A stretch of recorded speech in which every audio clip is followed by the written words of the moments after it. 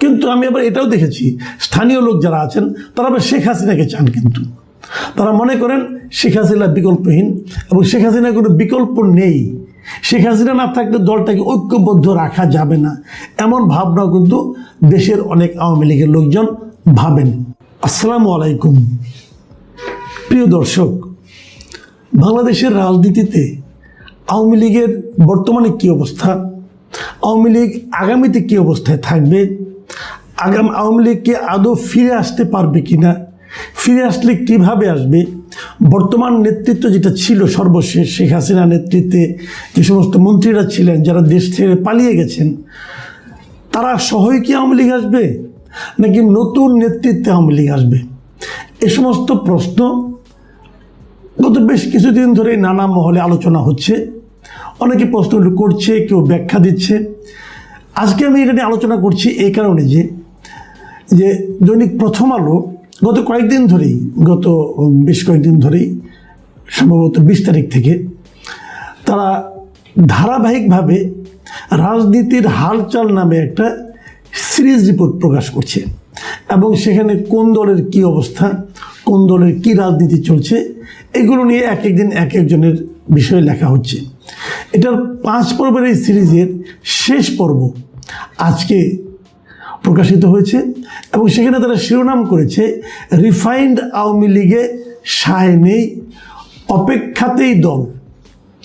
মানে বলতে চাচ্ছে তারা এই কথা যে তারা আওয়ামী লীগের যে নতুনভাবে আওয়ামী লীগকে গড়ে তোলার এবং আগের নেতৃত্বকে বাদ দিয়ে যে আওয়ামী লীগকে গড়ে তোলার যে একটা কথা মাঝখানে শোনা গিয়েছিল, সেটা হচ্ছে না আসলে। মানে আওয়ামী লীগের বর্তমান নেতৃত্ব সেটা চাচ্ছেন না, তারা বরং আর আওয়ামী লীগেরও চাচ্ছে না। আওয়ামী লীগের বক্তব্য তারা আগের নেতৃত্বেই দল চায় এবং তার জন্য তারা অপেক্ষা করতে রাজি আছে।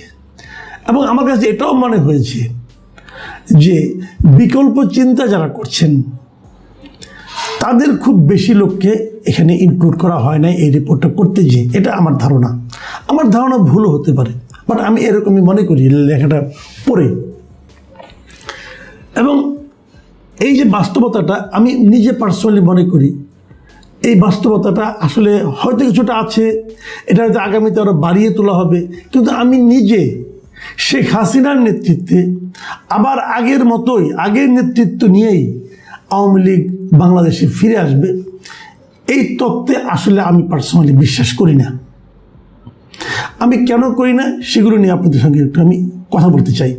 এতে হয়তো অনেকে দুঃখিত হবেন, বিরক্ত হবেন, হতে পারেন ভাই। আমি যেটা মনে করি সেটা আমি বলি।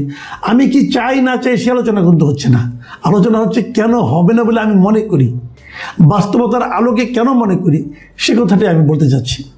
দেখুন, বাংলাদেশে আওয়ামী লীগ ফিরে আসবে অথবা আওয়ামী লীগ ফিরে আসুক, এই লাইনে কথা বলার লোকই এখন কম। কেন কম? এই কথা বলতে গিয়ে কোনো বাধা আছে, কোনো আইনগত সমস্যা আছে? নেই। কেন নেই? এই কারণে সাধারণ মানুষকে তারা মনে করে যে সাধারণ মানুষকে হয়তো এই কথাটা খাওয়ানো যাবে না, সাধারণ মানুষ হয়তো জিনিসটাকে এভাবে পছন্দ নাও করতে পারে, অথবা এই ধরনের কথাকে যারা অপছন্দ করবে তারা এই মুহূর্তে সমাজে বেশ পাওয়ারফুল, তাদের দ্বারা হয়তো যিনি বলবেন তার ক্ষতিও হতে পারে। এই ধরনের একটা ধারণার কারণে এই আলোচনাগুলি খুব একটা হয় না। কিন্তু আমি নিজে পার্সোনালি বহুবার বলেছি যে বাংলাদেশে যে আওয়ামী লীগ ফিরবে এটা অবধারিত, এটা হতে হবে এই কারণে এই দলের অনেক নেতা কর্মী সমর্থক আছে যারা দেশে আছে, যারা দেশ ছেড়ে পালিয়ে যায়নি। পালিয়ে লোকে কখন যায় বলেন তো? পালিয়ে লোকে তখন যায় কয়েকটা কারণ থেকে। প্রথমত হলো ওনার ভেতরে নিজের মধ্যে কোনো অপরাধ বোধ কাজ করে, তখন পালিয়ে যায়। উনি প্রচুর চুরিচামারি করেছেন, ধান্দাবাজি করেছেন, অত্যাচার করেছেন, সেই অত্যাচারগুলো ধান্দাবাজিরগুলো। কিন্তু আমি আবার এটাও দেখেছি স্থানীয় লোক যারা আছেন তারা আবার শেখ হাসিনাকে চান, কিন্তু তারা মনে করেন শেখ হাসিনা বিকল্পহীন এবং শেখ হাসিনার কোনো বিকল্প নেই, শেখ হাসিনা না থাকলে দলটাকে ঐক্যবদ্ধ রাখা যাবে না, এমন ভাবনা কিন্তু দেশের অনেক আওয়ামী লীগের লোকজন ভাবেন। তারা শেখ হাসিনাকে নিয়ে আওয়ামী লীগ পুনর্গঠিত হোক এটা চান, কিন্তু শেখ হাসিনার সঙ্গে শেখ তাপস আসবে, তারপরে বাহাউদ্দিন নাসিম আসবে, শেখ হাসিনা আত্মীয় স্বজনরা শেখ হেলাল, তারপরে আপনার মানে শেখ সেলিম, এরা সব আইসে নিয়ে আবার আগের মতো রাজত্ব করবে, এটা চায় না এখানকার মানুষ। কারণ এই লোকগুলোর সুনাম নাই। বরিশালে যেন সেনিয়াবত ফ্যামিলি, এদের কোনো সুনাম নাই। এরা শেখ হাসিনা পরিবারের লোক, শেখ পরিবারের লোক, এটি তাদের জন্য একমাত্র যোগ্যতা। তো এই লোকদের এখানকার লোক চায় বলে আমার কাছে মনে হয়নি। হয়তো আমি সবার সঙ্গে তো মিশতে পারিনি, আমার সঙ্গে যে কদিনে দেখা হয়েছে বিভিন্ন সময়, সেখানে নেতা পর্যায়ের লোক যেমন ছিল, একদম মাঠ পর্যায়ের লোকও ছিল, এবং তাদের মুখে বলতে শুনেছি আমি এই কথাগুলো। ভাবুন আপনারা একটা কথা, শেখ তাপস ঢাকা দক্ষিণের মেয়র ছিলেন, কেমন ছিলেন লোকটা বলেন তো আপনারা ভাই? ওনার ভক্ত যদি কেউ থাকেন আমাকে কমেন্ট করবেন প্লিজ। ওনার ভক্তরা বলবেন যে ওনাকে আপনার কেন ভালো লাগতো, ওনাকে আপনার কেন ভালো লাগতো, এরকম দুটো কারণ বললে আমি খুশি হব, এবং আগামীতে আমি এটা নিয়ে একটা প্রোগ্রামই করবো যে ওনাকে এই কারণে ওনার ভালো লাগতো। এই পলাতক নেতৃত্ব যারা আছে তাদের নিয়েই নাকি শেখ হাসিনা ভাবছেন যে আবার দেশে ফিরে আসে আবার ওই আওয়ামী লীগ করবেন, এবং তারা অপেক্ষা করছেন। কখন অপেক্ষা করছেন? দেশের অবস্থা কখন খারাপ হবে, মানে বিএনপি কোনো একটা ভুল করবে, বিএনপির সঙ্গে জামাতের কোনো একটা সমস্যা হবে, দেশে আন্দোলন তৈরি হবে, সেই আন্দোলনের ফাঁকে আওয়ামী লীগ চলে আসবে। এই ধরনের ভাবনাও তো এক ধরনের নেতিবাচক ভাবনা, এই ধরনের ভাবনাও তো একটা খারাপ ভাবনা। দেখুন আমি একটা কথা বলি, আমার নিজের যেটা মানে অভিমত, সেটা হলো দেশের সরকার যেই থাকুক, সরকার প্রধান কী আছে আমার জানার দরকার নেই। আমি সবসময় চাই সরকার ভালো করুক। কী কারণে চাই? আমি যেহেতু কোনো দল করি না, কাজে অন্য দলকে আনার জন্য আমার কোনো মানে তাগিদ নাই।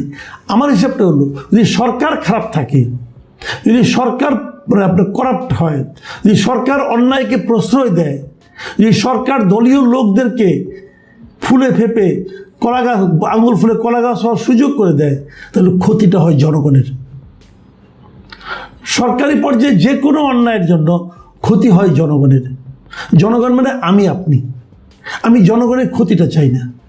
আমি চাই প্রত্যেকটা সরকারি ভালো চলুক, ভালো চালাক, এবং আগামীতে নতুন সরকার আসবে এই বিবেচনায় যে এরা যতটা ভালো চালাচ্ছে নতুন সরকার তার চেয়েও বেশি ভালো চালাতে পারবে, এই প্রত্যাশায় আমরা নতুন কাউকে আনব। কিন্তু এরা খারাপ করবে, অতএব ওইটা আরেকটা আসবে, এটা আমরা চাই না। আমরা দেখেছি এটা চাইতে যে কী হয়েছে জানেন? এটা চাইতে যে হয়েছে প্রতিবার দেখেছি আগের চেয়ে খারাপটা আসছে, এটা আমরা দেখেছি। কিন্তু ওইটা আমরা চাই না। আমরা চাই সরকার ভালো চলুক, এবং নতুন যারা আসবে তারা ভালোর প্রতিযোগিতায় দিয়ে আসুক। কিন্তু ওনারা চাচ্ছেন যে এই সরকার খারাপ করবে, খারাপ করলে পরে তারপরে আমরা ওই চান্সে ঢুকবো। মানে মানুষের কষ্ট বাড়বে, তখন মানুষ এদেরকে ফেলে দিবে, তখন চান্সে আমরা ঢুকে যাব, আমরা ঢুকে আবার আমাদের মতোই কাজ চালাবো। এই জিনিসটা আমরা চাই না। আওয়ামী লীগ আসুক, আওয়ামী লীগ রাজনীতিতে আসুক, আওয়ামী লীগ রাজনীতিতে জনগণের কাছে তার নিয়ে যাক, ম্যান্ডেট নিয়ে যাক। যদি জনগণ আওয়ামী লীগকে সাপোর্ট করে আওয়ামী লীগ আসবে, কিন্তু সেটা ভালোর কম্পিটিশন দিয়ে হোক। আওয়ামী লীগ যে কাজটা করেছিল গত 17 বছর 15 বছরে, আমি জানি না কার কি মত, আমি নিজে কিন্তু আওয়ামী লীগের এই পতনকে আমি কিন্তু দুঃখিত হইনি, আমি খুশি হয়েছি। আমি মনে করি আওয়ামী লীগের জন্য এই পতনটা জরুরি ছিল, কারণ এই পতনটা না হলে অন্যদের শিক্ষা হতো না। কিন্তু শিক্ষা হয়নি, আমি জানি অনেকেরই শিক্ষা হয়নি। কিন্তু আমরা আশা করব এই উদাহরণটার কথা তারা মনে রাখবেন, যে একটা সরকার যখন স্বৈরাচারী হয়ে যায়, একটা সরকার যখন সকল মহলের উপর এক ধরনের নিষ্পেষণ চালায়, একটা সরকার যখন নিজস্ব একটা সিন্ডিকেট তৈরি করে অপরাধের জন্য, অন্যায়ের জন্য, একটা দেশে যখন বিচারহীনতার সংস্কৃতি চালু হয়, ভয়ের সংস্কৃতি চালু হয়, এবং গণতন্ত্র ভুলণ্ঠিত হয়, তার এরকম পরিণতি হওয়া প্রয়োজন। আমি বটম লাইনে আসি। একটু আগে বলেছি যে আমাদের দেশে যারা আওয়ামী লীগ করেন তাদের মধ্যে একটা জিনিস আমি দেখেছি, যে তারা বলেন যে আওয়ামী লীগের মধ্যে আসুক, পুরনো নেতৃত্বের মধ্যে শেখ হাসিনার কোনো বিকল্প নেই, শেখ হাসিনাও আসুক। আমার মনে হয় এটাও সম্ভব না। এটা সম্ভব না এই কারণে, আমি বলছি না যে শেখ হাসিনার চেয়ে প্রাজ্ঞ, বুদ্ধিমান, যোগ্য নেতৃত্ব আওয়ামী লীগে ভুরি ভুরি আছে, এই আলোচনায় আমি যাবো না। আমি বলতে পারবো না কেউ আছে কি না আছে, তাদের ব্যাপার, এটা তারা বুঝবে। কিন্তু আমি এটা বুঝি শেখ হাসিনার বয়স হয়ে গেছে। আওয়ামী লীগ যদি দেশে ফিরতেও হয় তাকে কয়েক বছর ওয়েট করতে হবে আরও। কারণটা হলো এটা যে আওয়ামী লীগের উপর তো নিষেধাজ্ঞা এক ধরনের আছে, তাদের উপর বিচার হবে একটা। সেই বিচারে যদি সেই ট্রাইব্যুনাল যদি আওয়ামী লীগের রাজনৈতিক কর্মকাণ্ড নিষিদ্ধ না করে, তাহলে হয়তো আওয়ামী লীগ আসতে পারবে। কিন্তু সেই বিচারই তো এখনো শুরু হয়নি। সেই বিচার না হওয়া পর্যন্ত, বিচার শেষ না হওয়া পর্যন্ত আওয়ামী লীগের রাজনৈতিক কর্মকাণ্ড তো নিষিদ্ধ। আমি নিশ্চিতভাবে জানি, আমি ধারণা করি যে স্থানীয় সরকার নির্বাচনের আগে সেটা হবে না। তার মানে স্থানীয় সরকার পর্যন্ত আওয়ামী লীগকে এভাবেই থাকতে হবে।